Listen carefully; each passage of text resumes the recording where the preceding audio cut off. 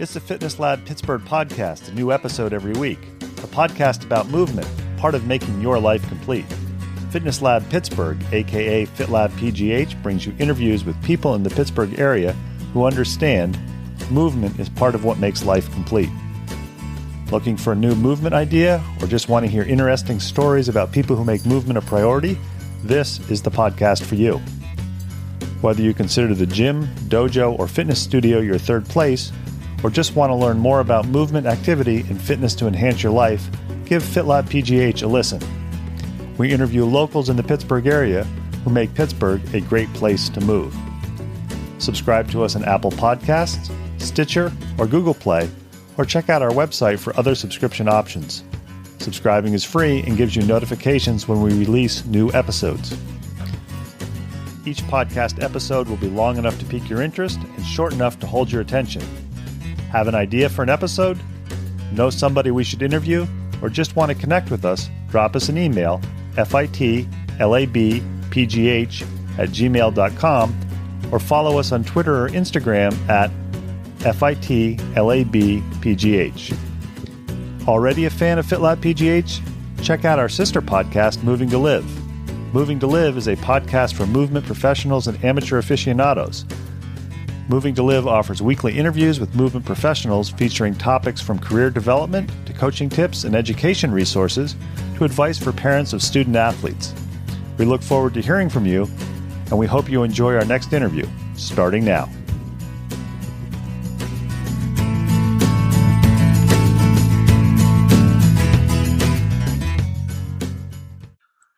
Movement is a lifestyle, not just an activity, whether you're two-legged or four-legged. If you like what you hear in this upcoming interview, please leave FitLab PGH some feedback on Apple Podcasts or whatever podcast app you listen to. And now, our interview with Steel City Canine Rehabilitation and Sports Medicine. FitLab PGH back with another podcast. We believe movement should be treated as a lifestyle, not just an activity. And our goal is to interview a wide variety of people in the Pittsburgh area who make movement a priority. If you've watched our movement tip and lifestyle hack videos, you will notice that my Labradors are a key part of my movement practice. And when I actually saw that there was a new canine rehabilitation facility by stalking them on Facebook and Instagram and seeing it popped up, I realized I wanted to interview it or interview somebody involved with it. And we are here with Meredith Wille. The interesting story of this is we've actually talked on the phone extensively before with my first Labrador. You remember Emma, who unfortunately had epilepsy, and I had to put her down, but she was going to actually come to canine rehab. So I'm excited to learn more about canine rehab and why Steel City Canine Rehabilitation and Sports Medicine came to the Pittsburgh area. Meredith is the manager of this facility. Thank you for taking time to talk to FitLab PGH. Well, thank you very much for having us. I guess the first question that we want to ask is Steel City Canine Rehabilitation and Sports Medicine. How long has it been in existence? And kind of you see somebody on an elevator or at a bar or a coffee shop and they say, you know, why this business or why having a rehabilitation and sports medicine thing for dogs? So Steel City Canine opened in May of 2019. We kind of evolved from being part of Pets in Harmony Veterinary Hospital up in Zelienople. That all came to be when I went to work for Dr. Brian Silvis back in 2016. And when I interviewed with Dr. Silvis, I had come from a specialty hospital where I had spent a pretty long period of my career and realized how much I enjoyed rehabilitation, physical therapy, and pain management in pets. And during my interview process, Dr. Silvis asked what I wanted to do with my life. And I told him that I really wanted to do canine rehab and physical therapy. And he lit up like a Christmas tree because apparently this was something he really wanted to add to his general practices and didn't know how to do that. So he and I started on this journey together. And he helped me get certified in canine rehab. And then we opened up our rehab department in Pets in Harmony.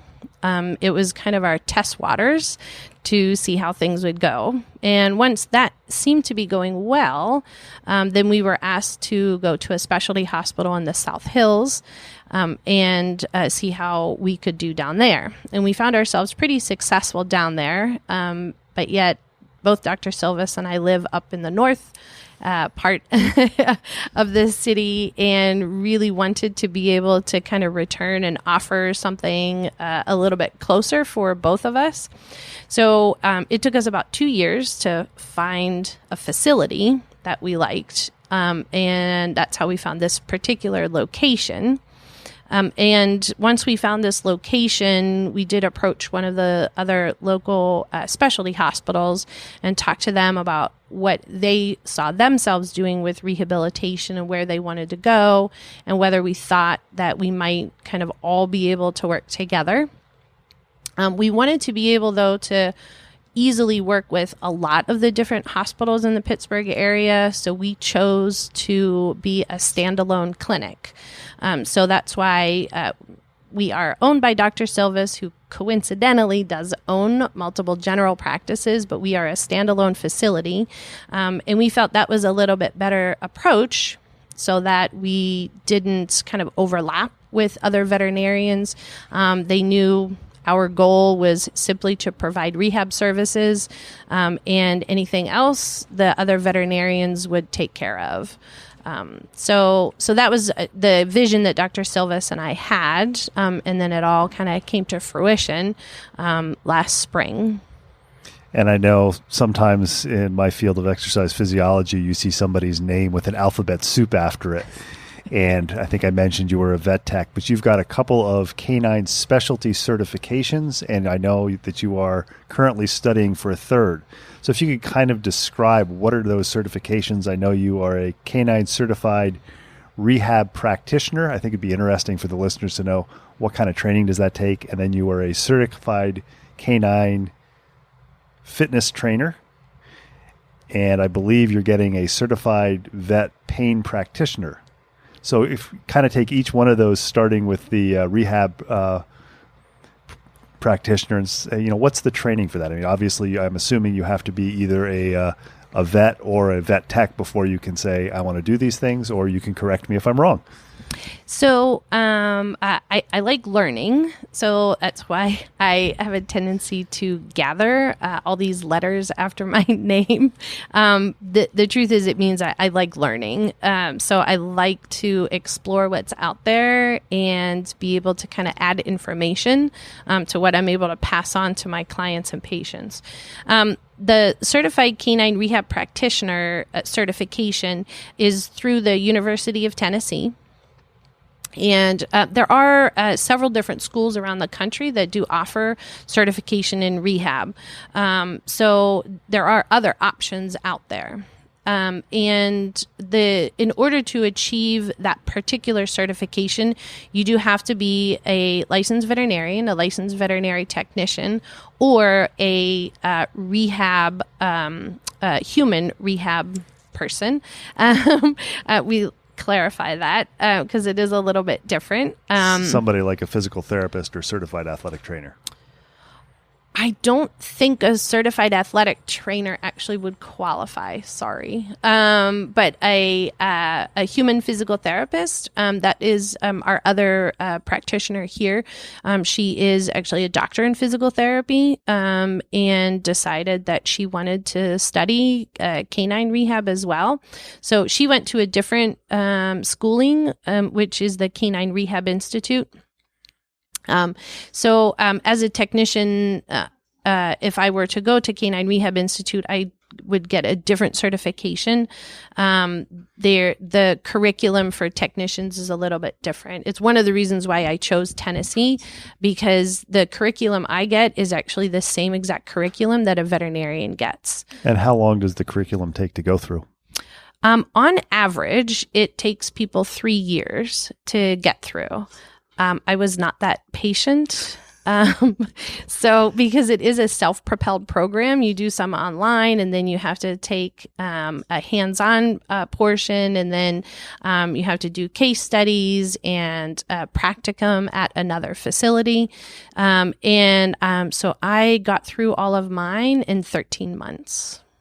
And then you also are a certified canine fitness trainer. What kind of training does that take? So that also is a self-propelled program. So there's a portion online and a hands-on portion, and then a series of case studies also. And that's also through the University of Tennessee. Correct. Although I assume there's other programs out there also. There are a few. Nobody else actually has the level of curriculum, though, that the CCFT program has through University of Tennessee. There is another one. Most of the other fitness trainer certifications are actually not done through any type of veterinary background. The only other one, it is actually out of a rehab practice in Connecticut called Wizard of Paws.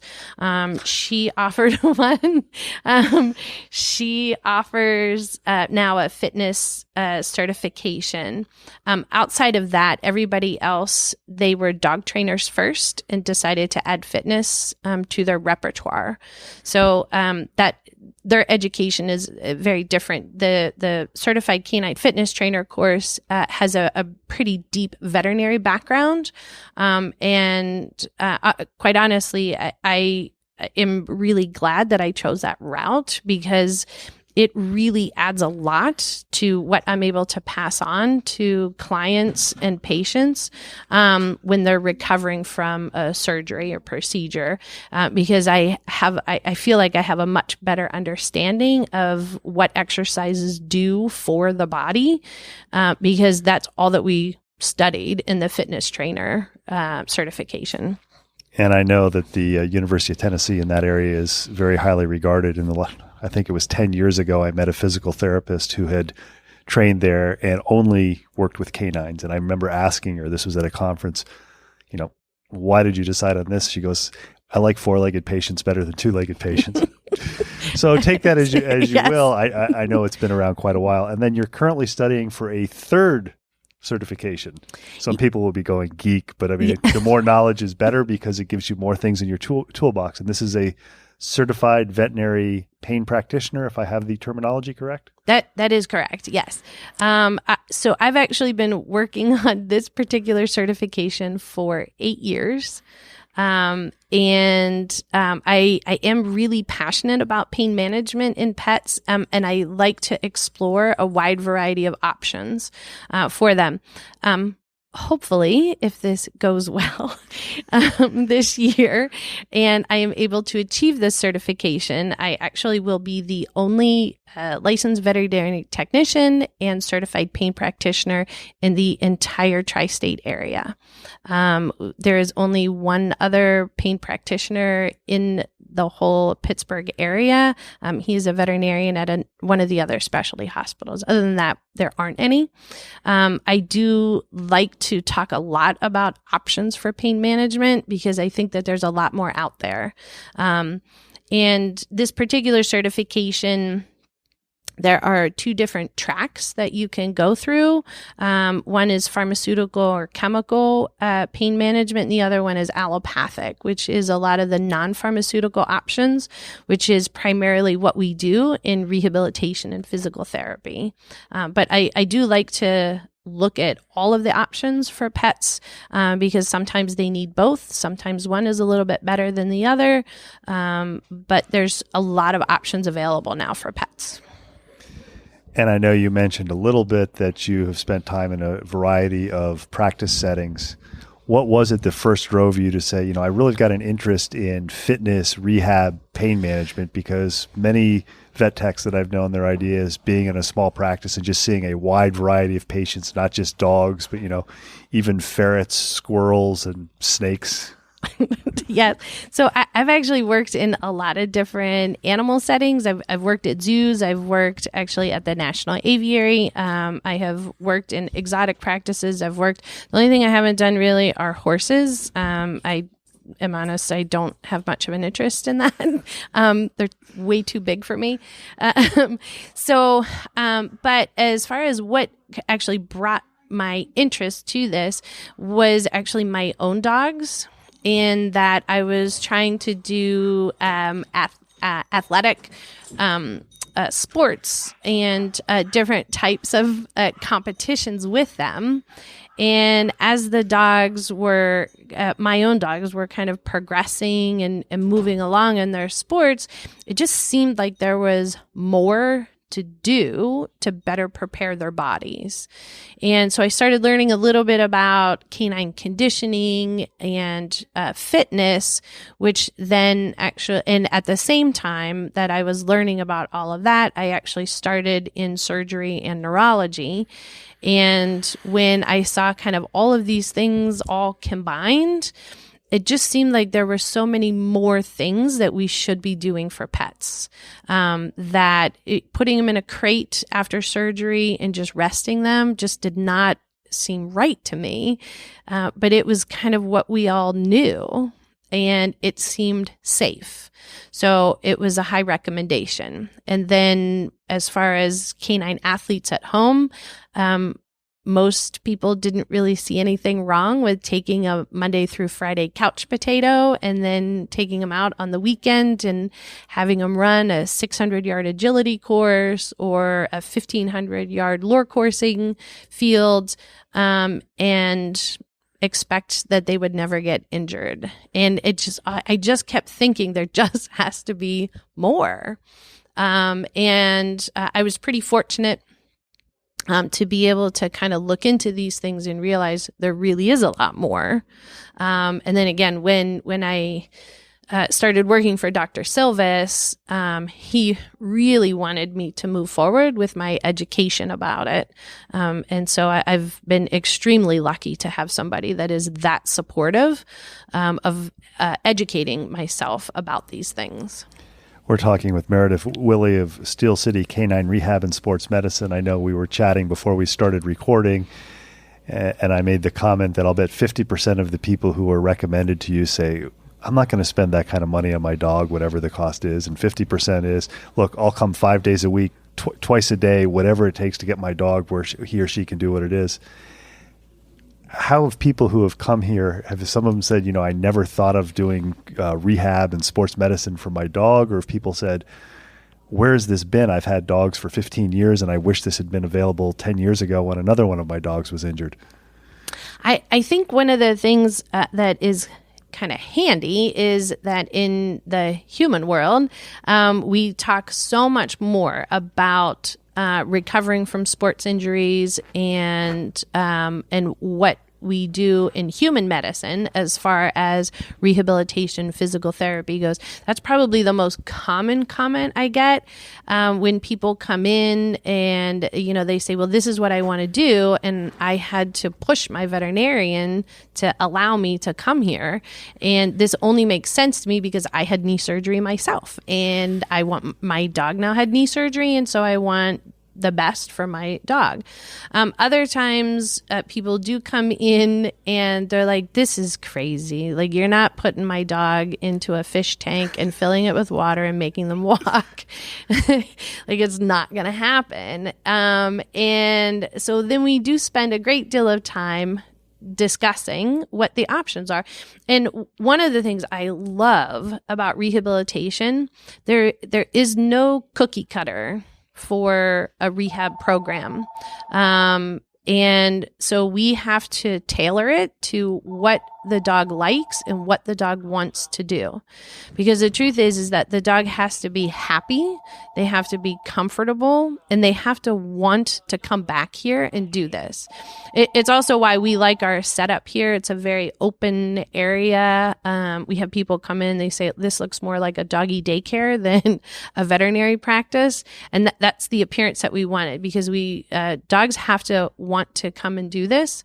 So when we talk to a client about why they should or shouldn't do something, we always say that the dog makes the decision. So if the dog wants to do rehab, we can do rehab. If the dog doesn't want to do rehab, we're not doing it.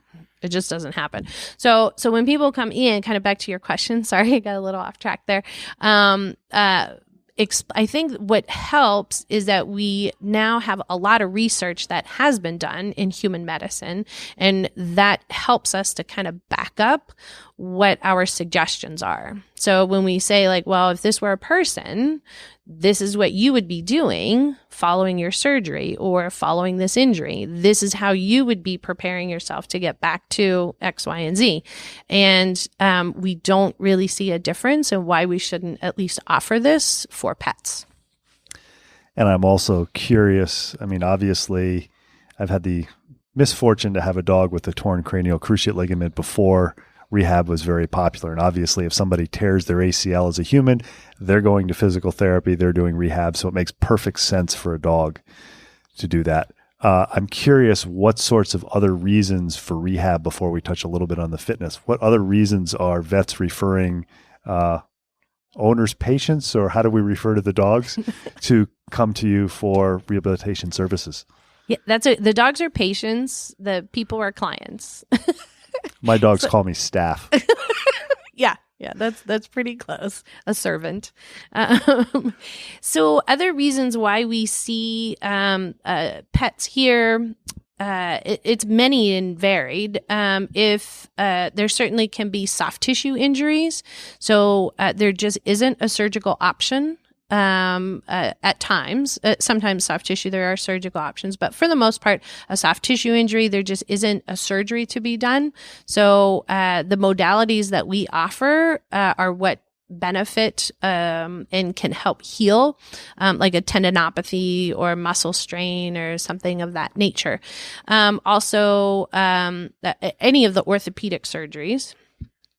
So fractures, other types of injuries, the knee surgeries, and most of all neurologic patients, truthfully, can benefit from some type of rehab and physical therapy in some way, shape, or form. So whether it is back surgery or they have a back injury and they're trying to avoid surgery. There's a lot of neurologic diseases, unfortunately, that kind of degenerate the central nervous system and make it difficult for dogs to walk. So that's where we can help them. And create some benefits. There's also assistive devices too that we can help clients make sure it's appropriate for their pet. So I think you and I had talked about knee braces. Sometimes those are an option. Like in your case, Emma was not a candidate for surgery. And so that's where, a stifle brace, really can be a good option because it helps to support the joint, and helps to make sure that we don't worsen the injury and gives them a little bit of support to be able to increase their activity. I have a patient, she is an 8.5-year-old, very nervous, stressed out Great Dane who has a torn cruciate. That's an old Great Dane. Yes. Yeah. And so she's also not a surgical candidate, but she's a great candidate for a stifle brace. And I would imagine combining with that, doing things like the underwater treadmill, whether it's a dog like that who's not a surgical candidate, or maybe there's an older dog who is in generally good health, but has, for example, severe arthritis in the hind end. They could potentially come and still exercise, which obviously enhances the quality of life, and knocking on wood for the owners, keeps the dog around longer than if it just sits around and can't move. Yeah, absolutely. Osteoarthritis is certainly another thing that we do that plays a role with the pain management aspect of what we do, because we do offer a lot of different types of therapies that help them. And the underwater treadmill is certainly one of them. We do also offer a class 4 laser therapy. We have a therapeutic ultrasound, which also can be good for certain types of arthritis and other tendinopathies and things like that. And then really just helping a client develop a good home exercise program. Walking is wonderful. My opinion of walking is that it is good for the soul, and that's about it.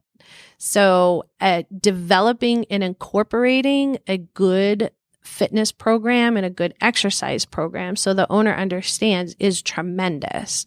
When you see some of these dogs who probably haven't had a job for most of their life, and suddenly you ask them to be able to step up onto something and hold a position or give a paw or something like that, which they seem so basic and almost silly, but they're wonderful exercises. So that's also a huge part of what we do. And I know one of the things they talk about with humans, one of the benefits of exercise is the emotional or the mental, not just the physical. So if you've got a dog who has a working dog background or the breed, teaching them, I would imagine, the tricks like that, or having you can't get out and take a walk, doing things that require them to stop, hold a paw, that can actually, I would imagine, in some instances, calm anxiety, because all of a sudden they don't have all this pent up energy and they can't do anything. Exactly. That you're so right with that. Mental fitness plays a big role in what we do with pets at home, just as much as their physical fitness does. And we really do our best to address all of the above. And we do give owners exercises. Again, they seem silly, but it is a mental stimulation. So that's always why we say rest is not rehab. It doesn't mean, though, that rehab is an intense, hardcore exercise. We're not taking these dogs to Orange Theory Fitness, because they just had cruciate surgery 4 weeks ago. But allowing these dogs to do something, I think is really important, because a lot of dogs, they just don't want to sit at home. They don't want to just sit in a crate and wait. So having things like that, it is really important to address that. And I like the fact you commented on, essentially, although you used better terminology, training the owners, because just as somebody who has had the misfortune to spend a lot of time in the waiting rooms at specialty vet clinics, so many dogs are obese, and so many owners, they sit there with their dogs and they're waiting for the dog, and the dog's shaking and they're on their phone. Dogs are not accoutrements. They want to be part of the family. And I think a lot of people underestimate the time commitment to make a happy dog. I know we were chatting beforehand, and I mean, you've got one of your dogs that, because of her special needs, you bring her to work with you every day, and you've got another one in the office. And I mean, not all of us can do that, but I think a lot of people underestimate how much time it takes to give that dog the quality of life it takes. Yeah, definitely. You're absolutely right.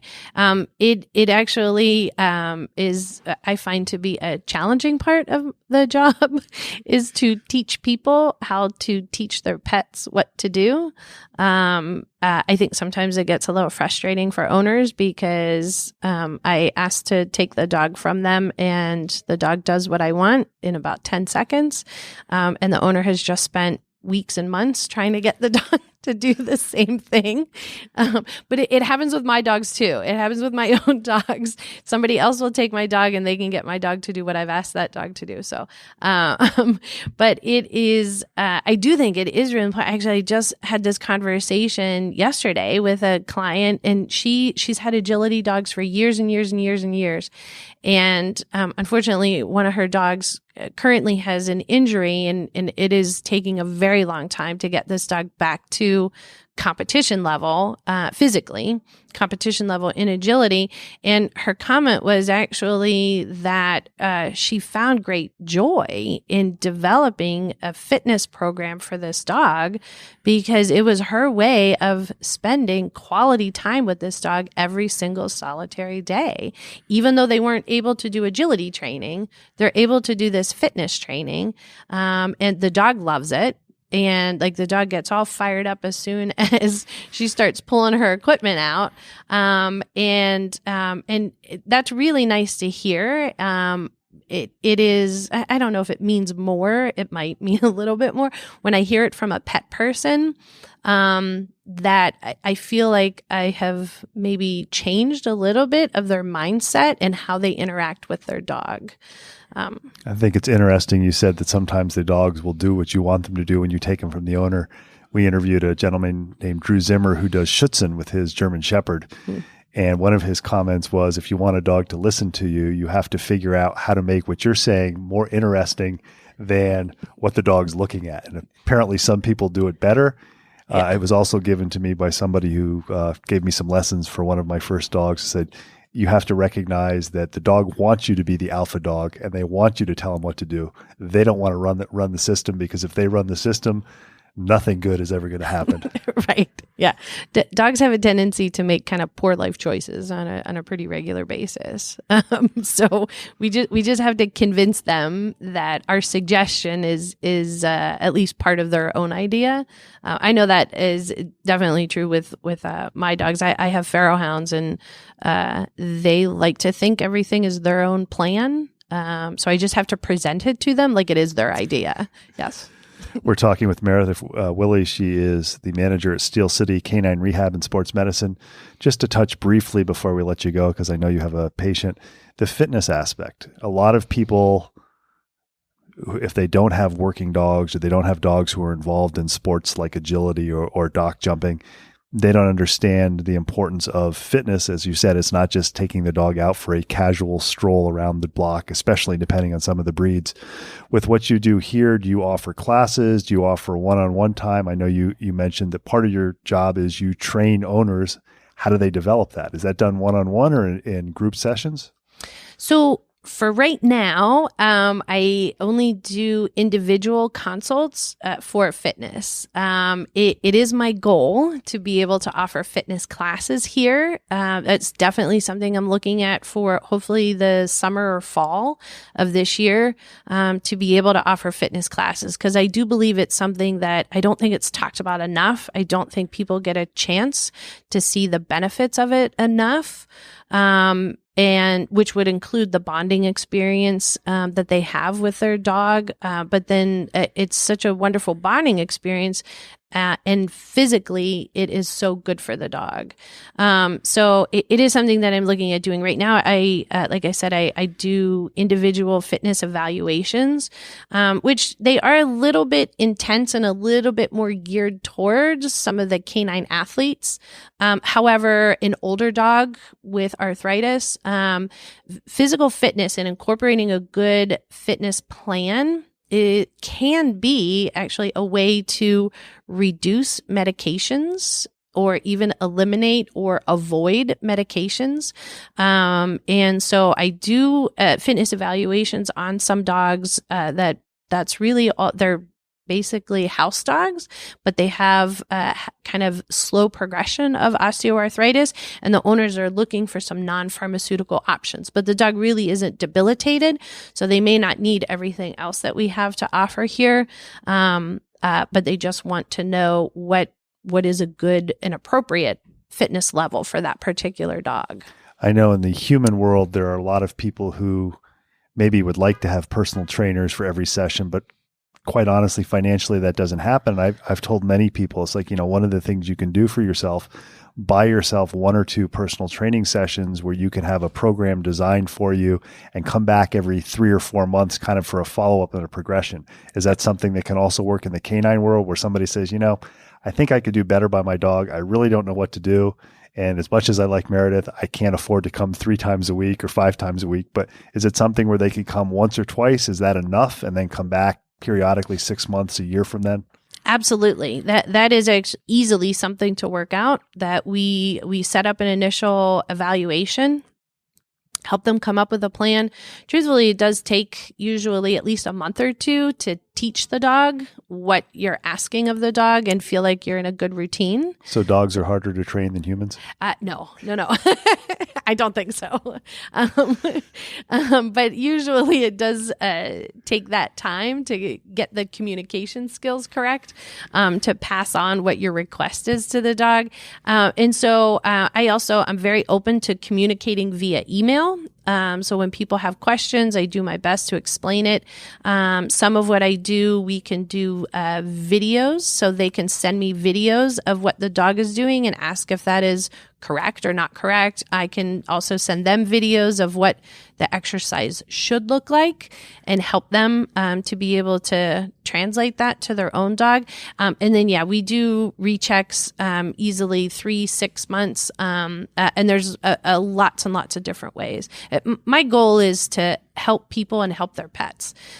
So what whatever works for them is what I'm willing to do. We've had the good fortune to be talking with Meredith Wille. She is the manager of Steel City Canine Rehabilitation and Sports Medicine.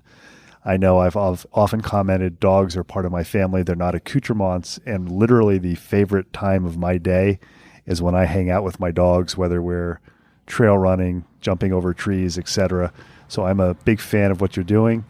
I appreciate you taking the time to talk to FitLab Pittsburgh, and I hope people out there recognize that, hey, if you condition your dog like you condition yourself, it gives them a better quality of life. And on the other side, it's going to allow them to, with any luck, live a little bit longer than if they just sit there on the couch. Thank you so much for having us.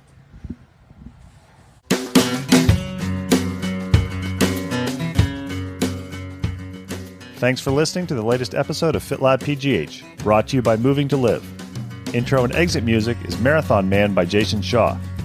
Check out the show notes for contact info for our latest guests, links to other information mentioned in the episode, and links to our sister podcast, Moving to Live. Moving to Live is a podcast about movement and exercise for professionals and amateur aficionados. Moving to Live offers topics from career development to coaching tips and education resources to advice for parents of student athletes. You can subscribe to us on Apple Podcasts, Stitcher, or Google Play, or check out our website for other subscription options. Your free subscription gets you notified when we release a new episode. Questions, comments, suggestions? Email us at fitlabpgh@gmail.com or follow us on Twitter and Instagram at fitlabpgh and like us on Facebook. If you enjoy our podcasts, please tell your friends about us and consider leaving us a review on Apple Podcasts. Make FitLab PGH a go-to place to learn more about movement in the Pittsburgh area. Until next time, keep on moving.